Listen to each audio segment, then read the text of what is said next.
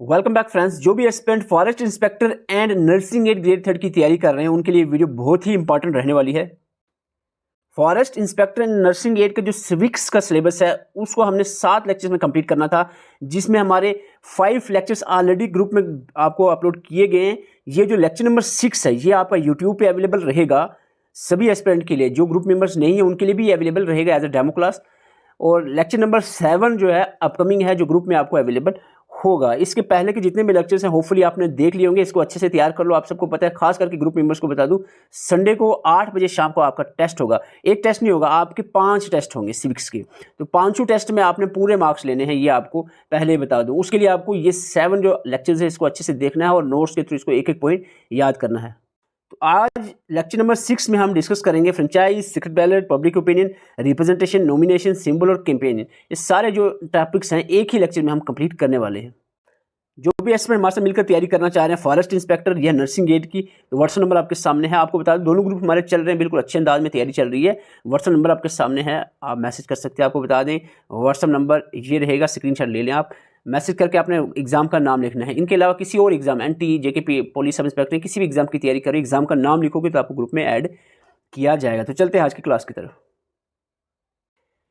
एक एक पॉइंट को आपने ध्यान से सुनना और साथ साथ में याद रखना है, साथ साथ में याद रखना है। आपको बता दें ये पूरा प्रोसेस जो है, ये जो भी आज 6-7 पॉइंट हम पढ़ने वाले हैं ये सारे इलेक्शन के रिलेटेड हैं। अपने माइंड में आपने इलेक्शन प्रोसेस दिमाग में रखो कि अब इलेक्शन के बारे में सीखने वाले हैं। तो फ्रेंचाइज क्या है? It is refer to the right to vote in election. ठीक है, फ्रेंचाइज का मतलब क्या रहेगा, याद रख लो। फ्रेंचाइज का मतलब है right to vote in election. Clear है? याद रख लो, फ्रेंचाइज का मतलब है right to vote in election. और इंडिया के अंदर किस किस्म का फ्रेंचाइज चलता है? It is universal adult franchise. Universal adult franchise जो कि आर्टिकल 326 में मेंशन। ये सारे पॉइंट आपने याद रखने हैं। हमारे जो भी नोट्स से लेक्चर्स होते हैं प्रिसाइज हमने रखे होते हैं, क्योंकि आप बच्चे तो हो नहीं 10वीं क्लास के कि आपको एक एक पॉइंट को हम अलग अलग कहानियाँ दिस इज़ व्हाट इज़ लिख कर समझाएं, वो नहीं करना है आपको। ठीक है, पॉइंट टू पॉइंट आपको दिया जाएगा और थोड़ा सा दिमाग लगाना है आपने। इंडिया में यूनिवर्सल अडल्ट फ्रेंचाइज जो है ये लागू होता है और वो आर्टिकल 326 में मेंशन है। इसका मतलब क्या है? एवरी सिटीजन जो 18 साल से ऊपर है वो वोट कर सकता है। ये यूनिवर्सल अडल्ट फ्रेंचाइज का मतलब बता रहा हूँ, इंडिया के अंदर जो लागू होता है राइट टू वोट के लिए। एवरी सिटीजन जो कि 18 साल से ऊपर है वो वोट कर सकता है, irrespective of caste, gender, religion और वेल्थ। ठीक है, इसीलिए इसको यूनिवर्सल कहते हैं। ये irrespective of caste, gender, religion और वेल्थ वोट दे सकते हैं 18 साल के ऊपर वाले। ये जो फ्रेंचाइज है ये स्ट्रेंथन करता है इक्वलिटी एंड डेमोक्रेसी को। सिंपल वर्ड में आपको फ्रेंचाइज समझा दिया। सीक्रेट बैलेट क्या है? सीक्रेट बैलेट क्या है ये आपने समझना है। It is actually secret ballot is a voting method. Secret ballot क्या है? Voting method. पहले इसमें बैलेट पेपर का इस्तेमाल करते थे। जैसे एक बॉक्स था, उसमें पेपर में सारे जो सिंबल्स थे, जो जो पार्टीज है उसको स्टैंप या साइन करके उसमें डाला जाता था, वो था आपका बैलेट पेपर। उसके बाद आपका चला ईवीएम, जो आजकल चला ईवीएम, तो उसके थ्रू ही वोट करते हैं। ये सारा जो प्रोसेस है इसको क्या कहते हैं? Secret ballot. Secret ballot means voting method where the, ऐसा एक मेथड है सीक्रेट बैलेट, एक ऐसा वोटिंग मेथड है जहां पर वोटर की जो चॉइस होगी उसको कॉन्फिडेंशियल रखा जाएगा। आप बताओ मुझे, अगर किसको वोट डालोगे, ये तो कॉन्फिडेंशियल रहता है ना, चाहे वो बैलेट पेपर हो या फिर ईवीएम हो, जिसके थ्रू भी आप वोट करते हो वो आपका कॉन्फिडेंशियल रखा जाता है। इसको ही सीक्रेट बैलेट कहते हैं। क्लियर? ओके। और इसको ऑस्ट्रेलियन बैलेट भी कहा जाता है। क्यों? क्योंकि सबसे पहले ये ऑस्ट्रेलिया में ही स्टार्ट किया गया, because it was first introduce in Australia 1850 के दौर में ऑस्ट्रेलिया में स्टार्ट किया गया प्रोसेस, ये जो इलेक्शन का सेक्रेट बैलेट वाला प्रोसेस। ठीक है, पर्पस क्या है? इसको क्यों डाला गया सेक्रेट बैलेट प्रोसेस को इलेक्शन में? पर्पस इसका यही है कि इंश्योर करेगा free and fair election, protect the voter from coercion, intimidation, bribery, influence of the other. देखो ये तो सिंपल सी बात है। अगर आपको वोट कॉन्फिडेंशियल रहेगा, आपको कोई खतरा नहीं है, आपको कोई धमकी दे उसको वोट दिया तो आपको छोड़ेंगे नहीं, या आपको इसमें रिश्वत का भी मसला हो सकता है, करप्शन भी हो सकती है अगर वोट जो है वो कॉन्फिडेंशियल ना रहे। तो ये कॉन्फिडेंशियल होना बहुत ज़रूरी है, इसलिए सीक्रेट बैलेट का मेथड यूज़ किया गया। It guarantee that the voter can make independent choice without fear of the retaliation. तो ये भी एक बड़ा हम कह सकते हैं पर्पस है सीक्रेट बैलेट को लाने का।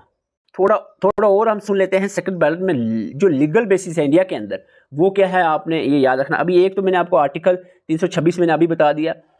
इसके अलावा हम बात करें जो रिप्रेजेंटेशन ऑफ पीपल एक्ट 1951 है, ये प्रोवाइड करता है एक framework for conducting the election.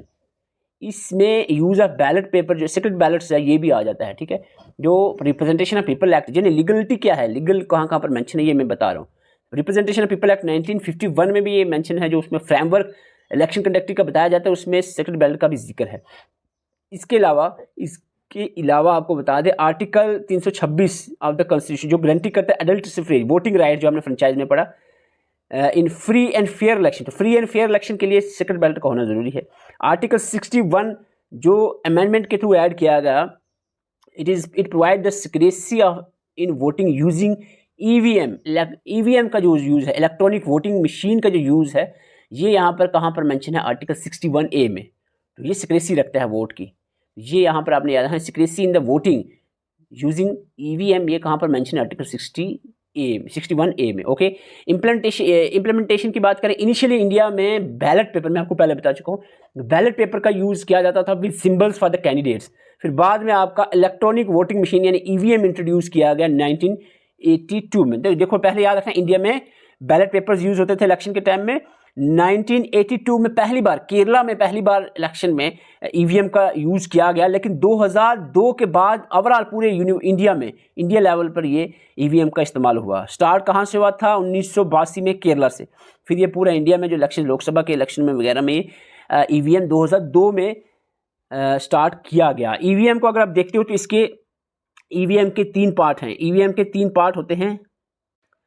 ये पार्ट में पूछा जा सकता है, ईवीएम में एक आता है कंट्रोल यूनिट, एक होता है बैलेट यूनिट और तीसरा आता है वीवीपैट। वीवीपैट की फुल फॉर्म याद रखना है, voter verified paper audit trial. तो ये VVPAT, voter verified paper audit trial, CU, BU and VVPAT, 3 इसके कंपोनेंट्स होते हैं ईवीएम के।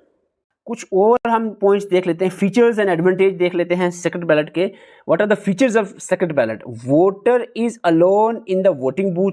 सीक्रेट बैलेट यही होता है, वोटर को अकेला, चाहे ईवीएम के थ्रू दो, बैलेट पेपर के थ्रू आप वोट करते हो, वो सीक्रेट ही रखा जाता है, एक एक बंदा जाकर करेगा vote. Voters choice is not disclose to anyone. Clear? किसको वोट किया ये किसी को भी नहीं पता चलेगा। Voting is free from the external influence, कोई एक्सटर्नल फोर्सफुली इसको वोट नहीं करवा पाएगा। इंश्योर 1 पर्सन 1 वोट प्रिंसिपल, एक बंदा एक ही वोट करे, ये चीज़ इंश्योर करता है सेक्रेटरी बैलेट। सेक्रेटरी बैलेट का प्रोसेस होना बहुत जरूरी है।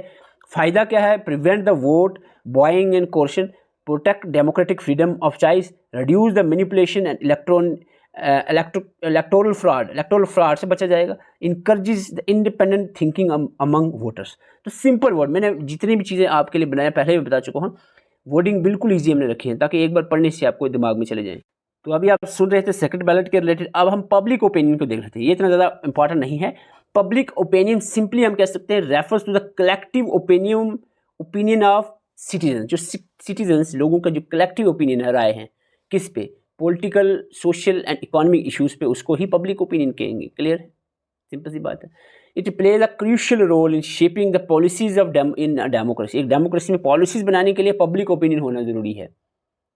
पब्लिक के लोग क्या सोचते हैं, कैसा होना चाहिए, वो ज़रूरी है। Formed through media, public opinion कहाँ से आएगा? मीडिया के थ्रू आ सकता है, पॉलिटिकल डिबेट्स के थ्रू आ सकता है, एजुकेशनल इंस्टीट्यूट के थ्रू और सोशल डिस्कशंस के थ्रू ये पब्लिक ओपिनियंस आते हैं सामने। इन इंडिया हम देखें तो public opinion influence the election को भी इन्फ्लुएंस करता है, लेजिस्लेशन को भी, और गवर्नमेंट के डिसीजन को भी इफेक्ट करता है पब्लिक ओपिनियन।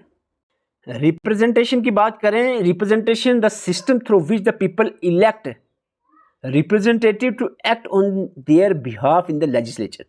सबको पता है, ये हमने इनडायरेक्ट डेमोक्रेसी में पढ़ा था, जो पिछला लेक्चर हमने ग्रुप में डाला था, उसमें आपने सुना था कि जो इसमें क्या होता है, रिप्रेजेंटेटिव डेमोक्रेसी जिसको हम कहते हैं इनडायरेक्ट डेमोक्रेसी, उसमें लोग अपने बिहाफ पे एक रिप्रेजेंटेटिव चुनते हैं, उसी को रिप्रेजेंटेशन कहेंगे। ठीक है, इसमें टाइप्स की बात करें तो टेरिटोरियल रिप्रेजेंटेशन हो सकती है based on the geographical area, और फंक्शनल रिप्रेजेंटेशन भी हो सकती है which is based on the professions और ग्रुप्स। इंडिया के अंदर हम देखें तो यूनिवर्सल एडल्ट सफ्रेज इंश्योर करता है कि इक्वल रिप्रेजेंटेशन हो।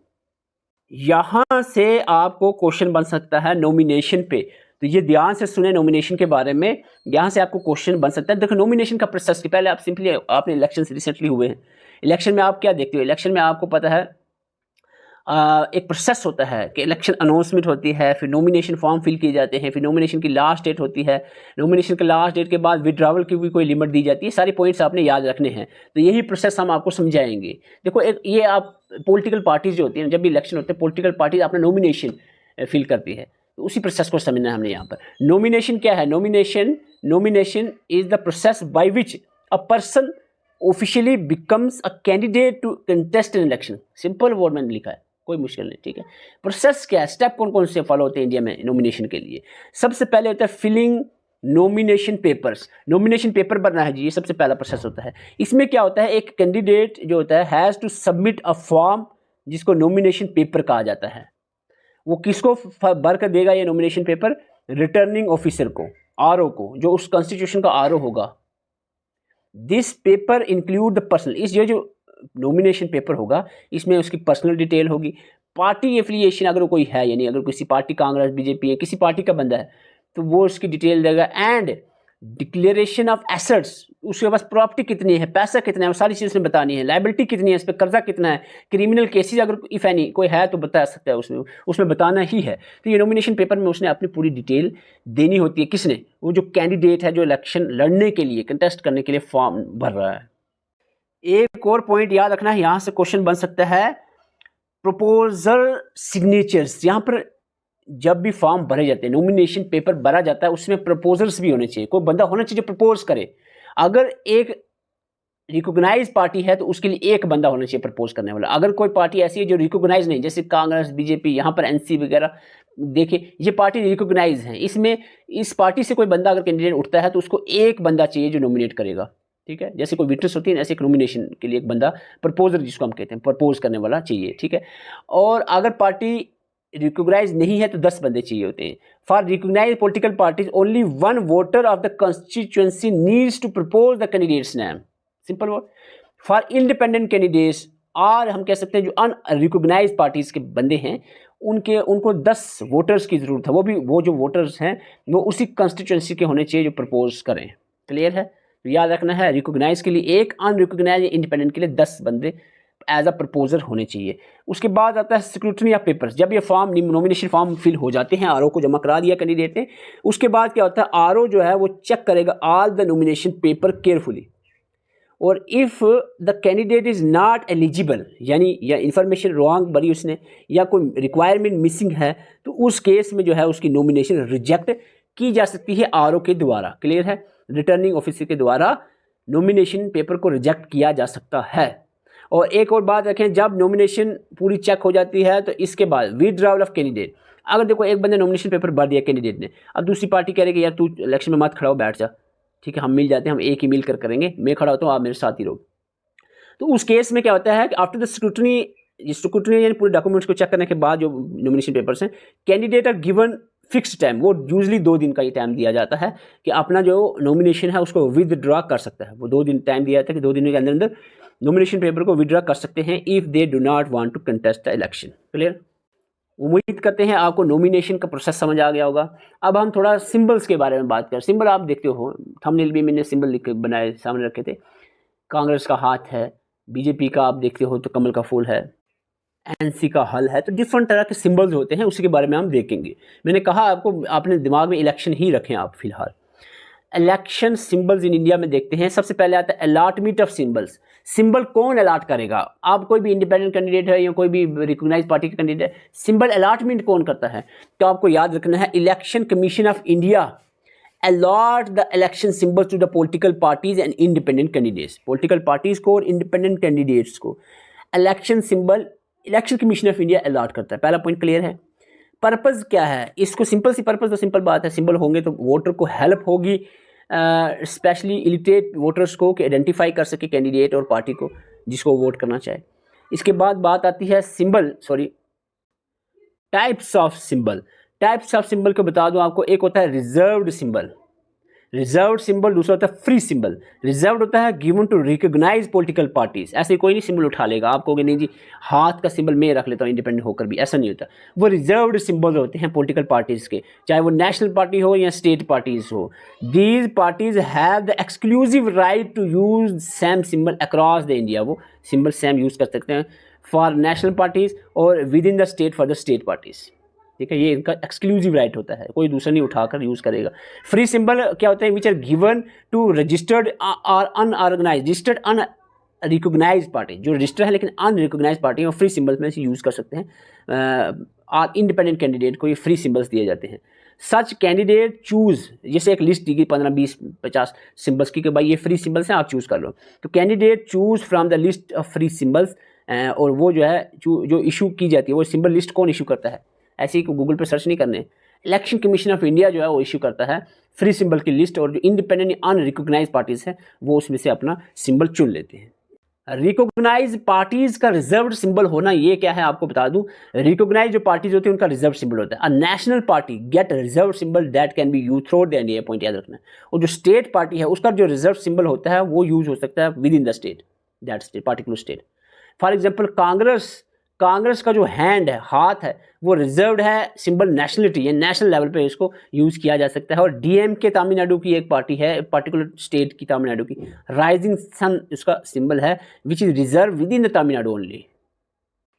कुछ और पॉइंट्स हम सिंबल के रिलेटेड देख लेते हैं। एक आर्डर आपने याद रखना है, सिंबल आर्डर। सिंबल के लिए एक आर्डर निकला था 1968 में।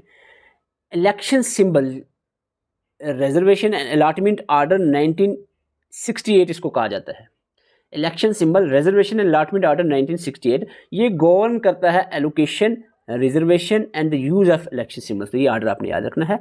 Issued under the power of represent, ये जो आर्डर है ये किसके अंडर इशू किया गया, रिप्रेजेंटेशन ऑफ पीपल्स एक्ट 1951 के अंदर। इंपॉर्टेंस क्या है सिंबल की, सिंपली आप समझ सकते हैं, provide a visual identity to a parties और candidates, help in the uniformity and recognise across different constituencies, ensure even an illiterate voter can vote by recognising the symbol instead of the reading name. Symbol देखिए, जैसे पता है एक बंदे ने देना है कि वोट हाथी को देना है, हल को ही देना है, कमल के फूल को ही देना है, अगर उसको पता नहीं है, पढ़ना नहीं आता, इसके पीछे नाम क्या लिखा है, क्या पार्टी, वो सिंबल देख के वोट करेगी। इसलिए सिंबल इलिटरेट वोटर्स के ज़्यादा इंपॉर्टेंट होता है। डिस्प्यूट आवर सिंबल्स, ये पॉइंट याद रखना है। अगर सिंबल्स के रिलेटेड कोई डिस्प्यूट आ जाता है, when a party splits the election commission of India decide which group retain the reserve symbol. जैसे सपोज में एक पार्टी कोई आप ले लो, सपोज एक आम आदमी पार्टी है, अगर ये टूट जाती है, इसके आधे आधे बंदे अलग हो जाते हैं कि हम एक अलग पार्टी बनाएंगे अलग, तो ये आम आदमी पार्टी का जो झाड़ू सिंबल है ये किसको मिलेगा, तो इस पर डिस्प्यूट आता है। दोनों ग्रुप्स कह रहे हैं कि हमें दे दो। तो इसका जो डिस्प्यूट है ये रिजॉल्व कौन करेगा, इलेक्शन कमीशन ऑफ इंडिया ही डिसाइड करेगा कि रिजर्व सिंबल किस ग्रुप को मिला जाए। इलेक्शन कमीशन ऑफ इंडिया में freeze the symbol, temporary symbol को फ्रीज भी किया जा सकता है अनटिल उसका डिसीजन नहीं आता। For example split in Shiv Sena in 2022 में आपको देखने को मिला, मैं एग्जांपल के तौर पर समझा रहा हूँ आपको। देखें 2022 में शिवसेना में भी एक स्प्लिट होता है, जिसमें क्या होता है कि सिंबल डिस्प्यूट जो है वो डिसाइड कौन करता है, इलेक्शन कमीशन ऑफ इंडिया। अब हम बात करेंगे कैंपेन की। कैंपेन देखो सारे पॉइंट्स इलेक्शन के रिलेटेड है। अब नॉमिनेशन भर दिया, सिंबल मिल गए हैं, अब आपको पता है क्या करना है। अब आपको पता है कैंपेन की जरूरत है। कैंपेन बाद जाएंगे भाषण करने, रैलियां निकाली, यही कैंपेन हो कुछ हो रहा है, यही तो है ना, आपको समझ आ गया। वैसे थोड़ा हम रीड भी कर लेते हैं। An election campaign is the process through which political parties and candidate try to convince voter to support them before an election. Simple word में लिखा है, समझ गया। कन्विंस करना वोटर्स को कि सपोर्ट करो उनको इलेक्शन से पहले, इसको कैंपेन कहते हैं। पहले यूजली यूज होता था ट्रेडिशनल मेथड, जिसमें पब्लिक मीटिंग्स और रैलीज निकाली जाती थी। ऐसा नहीं है कि ये ट्रेडिशनल है, पहले ही होता था ओल्ड में, अब भी चल रहा है। ये ट्रेडिशनल है, मतलब पहले से चल रहा है। ये डोर टू डोर कन्विंसिंग होता है। पोस्टर, बैनर और पैम्पलेट्स का यूज़ किया जाता है। लाउड स्पीकर्स अनाउंसमेंट के लिए यूज़ किए जाते हैं। ये अब भी मेथड यूज़ होता है, ट्रेडिशनल मेथड। मॉडर्न मेथड की बात करें तो इसमें आपको देखा जाता है टेलीविज़न और रेडियो पे एडवर्टाइजमेंट दी जाती हैं पार्टीज़ के द्वारा, न्यूज़पेपर में एड्स लगाई जाती है, इंटरव्यू दिए जाते हैं चैनल्स के ऊपर, सोशल मीडिया कैंपेन चलाई जाती है, फेसबुक, ट्विटर, यूट्यूब, व्हाट्सएप पे, एसएमएस और फ़ोन कॉल के थ्रू भी जो है लोगों को कन्विंस किया जाता है। पर्सनल कंटेक्ट की बात करें तो कैंडिडेट मीटिंग करता है वोटर्स के साथ डायरेक्टली, लोकल लेवल डिबेट्स और डिस्कशंस करता है, जिसके थ्रू जो है कैंडिडेट कन्विंस करता है वोटर्स को।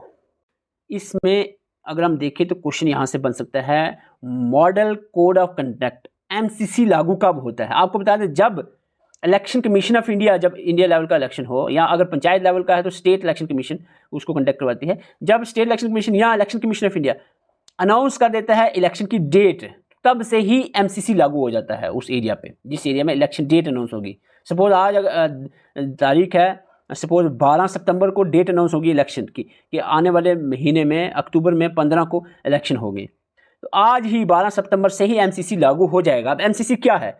Election commission of India issues the MCC to ensure the free and fair elections. MCC में क्या चीज़ें अलाउ की जाती है, एक तरह का रूल है, लॉ है कंडक्ट करने, कैसे क्या किया जाएगा क्या नहीं किया जाएगा, क्या चीज़ें अलाउ की जाती हैं एमसीसी के द्वारा। क्रिटिसाइजिंग पॉलिसीज़ को क्रिटिसाइज़ करना, प्रोग्राम्स अरेंज करना, past record of the other parties को सामने रखना, ये किया जा सकता है। Peaceful door to door visit हो सकती है, रैलीज परमिशन के साथ निकाली जा सकती है। एमसीसी के द्वारा दौर में ये काम हो सकता है। लेकिन कुछ ऐसे काम हैं जो एमसीसी के दौर में नहीं होते। नो ब्राइबरी और gift to the voter, voter को पैसा नहीं बांटा जाएगा, ये काम नहीं चलेगा एमसीसी के दौर में, वैसे भी नहीं होना चाहिए, लेकिन एमसीसी के दौर में कानूनी मना है। No appeal on caste, religion and community basis पे कोई अपील, कोई भी है, जब मॉडल कोड ऑफ कंडक्ट लग जाता है इलेक्शन डेट निकलने के बाद, कोई भी रैली या कहीं पर भी रिलीजन बेस पे वोट नहीं मांग सकता कि सारे ये वाले रिलीजन वाले बंदे हमारे साथ आ जाए, वो वाले वहाँ चले, ऐसा बिल्कुल नहीं होगा। नो हेट स्पीच और पर्सनल अटैक नहीं यहाँ पर किए जाएंगे। No use of government vehicle, MCC के दौर में गवर्नमेंट व्हीकल पूरे कैंपेन में नहीं यूज़ की जाएगी, ऑफिस गवर्नमेंट नहीं यूज़ किया जाएंगे। Money for campaigning, government money campaigning के लिए यूज़ में नहीं लाई जाएगी, ये आपने ध्यान में रखना है एमसीसी के दौर में। नो कैंपेनिंग, देखो अभी बहुत सारे एस्पेंट महराज मलिक और डीसी डोडा के बीच की कंट्रोवर्सी में बिजी हैं। आपको मैं रिक्वेस्ट करूंगा, जो वो करते हैं वो उनका लेना है, आप स्टूडेंट हैं, आपको अपना करियर पे फिलहाल फोकस करना चाहिए। मैं रिक्वेस्ट करूंगा ये वाली न्यूज़ें देखना अभी फिलहाल के लिए छोड़े, आप अपने करियर पे फोकस करें, एग्जाम आ रहे हैं, मेहनत करके तैयारी करें। No campaigning during the 48 hour before the polling, silence period, अच्छा याद रखना, आपको पूछा जाए कि साइलेंस पीरियड एमसीसी में साइलेंस पीरियड कब होता है? 48 घंटे पहले, यानी जब इलेक्शन डेट है, इलेक्शन जो का दिन है, उससे 48 घंटे पहले कैंपेनिंग को रोका जाता है, stop, no campaigning during the 48 hour before polling. देखो यही तक बात करनी थी। एक चीज़ मैं आपको बता दूं, ग्रुप मेंबर, खास करके आप ग्रुप मेंबर्स के लिए 5 टेस्ट होंगे इस बार संडे को। 5 टेस्ट में पूरे के पूरे मार्क्स आपके आने चाहिए, एक भी मार्क्स कम नहीं होना चाहिए, पहले ही बोल रहा हूँ। और टॉप 10 जो होंगे हर टेस्ट के, वो ग्रुप में शेयर किए जाएंगे, उनके नाम। तो नंबर आपके सामने है, जो भी एस्पिरेंट नए हैं टाइम वेस्ट मत करें, तैयारी एकदम से चल रही है। और जो ग्रुप के मेंबर हैं उनसे मैं कहूँगा बिल्कुल भी लटर मस्ती नहीं करनी है, न्यूज़ों के चक्कर में नहीं पड़ते रहना है, ये कि उसकी कंट्रोवर्सी उसकी कंट्रोवर्सी। आप जो है अपनी तैयारी पे फोकस करें। एग्जाम अक्टूबर में है, हो सकता है अभी जल्द ही डेट भी आपके सामने आ जाए, अक्टूबर मिड में, आप 15 अक्टूबर अप्रॉक्सीमेट जो संडे आ रहा है 15 के आगे पीछे, उसको मान के चल रहे एग्जाम होगा फॉरेस्ट इंस्पेक्टर का। और नर्सिंग एड का आप नवंबर एंडिंग तक मान के चल सकते हो, दोनों में से किसी भी एग्जाम में। इसके अलावा किसी भी एग्जाम की तैयारी कर रहे हो, वाइल्ड लाइफ गार्ड, एनटी, जेके पीएसआई या टीचर्स के अपकमिंग पोस्ट, किसी भी एग्जाम की तैयारी करना चाह रहे हैं, नंबर आपके सामने है, स्क्रीनशॉट आप लेकर मैसेज करने के बाद उसमें सिर्फ मैसेज में आपने एग्जाम का नाम लिखना है। I am requesting again, hi hello कैसे हो, ये चीज़ें नहीं लिखनी, क्योंकि it's not possible to reply each and everyone. तो आपने सिंपली एग्जाम का नाम लिखना है, इस नंबर पे मैसेज करके बिल्कुल एकदम अच्छे अंदाज में तैयारी आपकी यहाँ पर हो रही है। और जो एस्पिरेंट ग्रुप के हैं बता दूँ, 8 बजे शाम के संडे को 5 टेस्ट होंगे, सिविक्स जो सिलेबस चल रहा है, इसमें मेजर फोकस, मैं पहले ही कह रहा हूँ, मेजर फोकस आपका फंडामेंटल राइट पे रहेगा और बाकी टॉपिक से भी आपको क्वेश्चन बनेंगे। Thank you for watching. Channel पर चैनल को सब्सक्राइब कर सकते हैं, वीडियो में पहली बार आए हैं वीडियो को लाइक करके चैनल को सब्सक्राइब करें। Thank you for watching.